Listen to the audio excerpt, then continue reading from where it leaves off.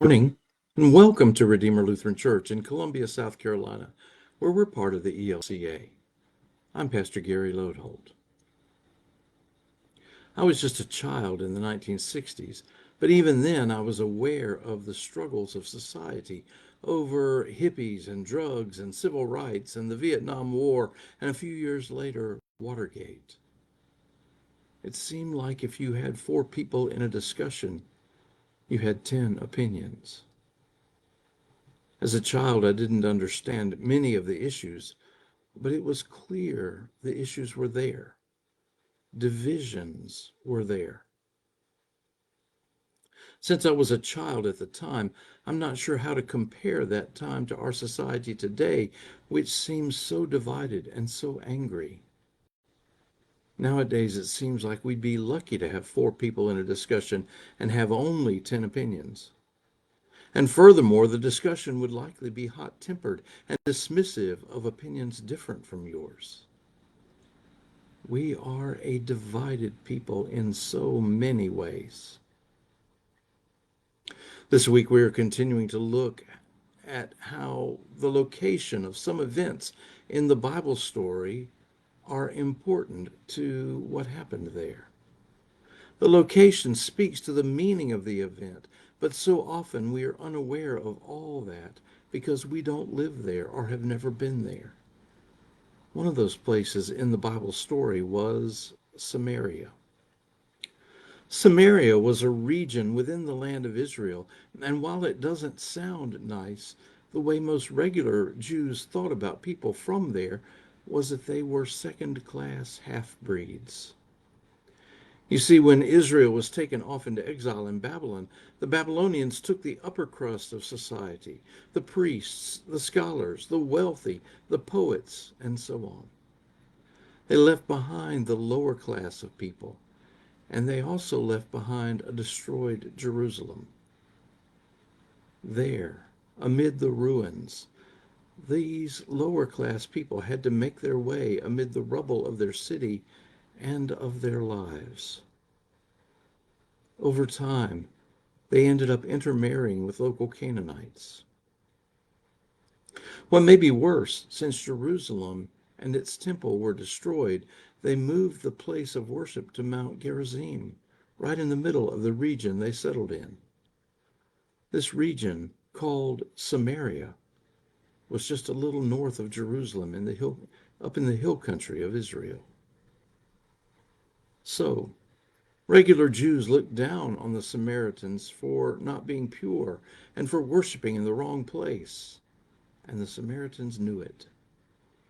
That's why it was so offensive to the people listening to Jesus, and they wanted a story about what a good Jew was like, and Jesus said basically, I don't know any good Jews. Let me tell you about a good Samaritan. It was enough to make their blood boil. One more preliminary thing. It was normal in those days for any upstanding Jew traveling north or south to skirt around the Samaritan region rather than to go through it. Yes, you had to go out of your way to avoid the area, and it took longer. But that's what they did. They didn't want anything to do with Samaria or the Samaritans.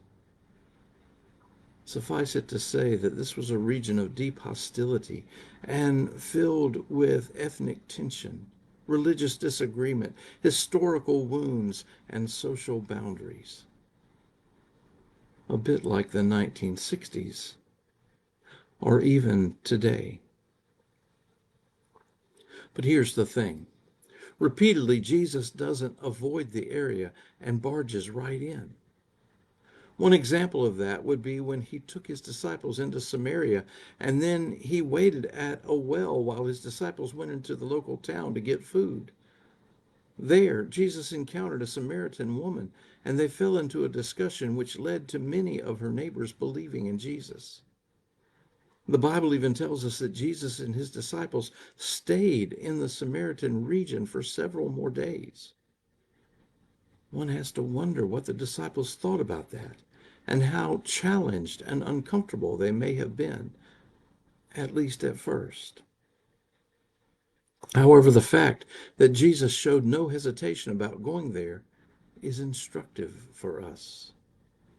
When Jesus went through Samaria when others avoided, shows that it wasn't geographically necessary for him to go there, but rather that it was spiritually intentional. He went there because he wanted to go there. He went there because God's grace is for everyone, even despised, low-class half-breeds. Jesus is teaching us that grace crosses boundaries, that the gospel is universal, and that outsiders, no matter who they are, outsiders have a dignity and are loved by God too. By going into Samaria, Jesus is teaching us that those different from us or who are on the margins of society are loved by God just like we are.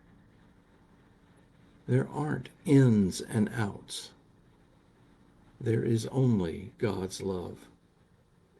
In our divided world of today, that's a lesson we need to be reminded of. Later on in the book of Acts, a deacon named Philip preaches in Samaria, and the Holy Spirit is poured out on the Samaritans who believed, affirming that all people are invited and welcome into God's kingdom. It is so easy for us to see our differences and to focus only on the things that divide us. By going into Samaria, Jesus invites us to see things differently. We are invited to see with eyes that welcome diversity and the outsider. We are invited to see with God's eyes. Thanks for sharing these moments with me. And remember to let this day belong to God.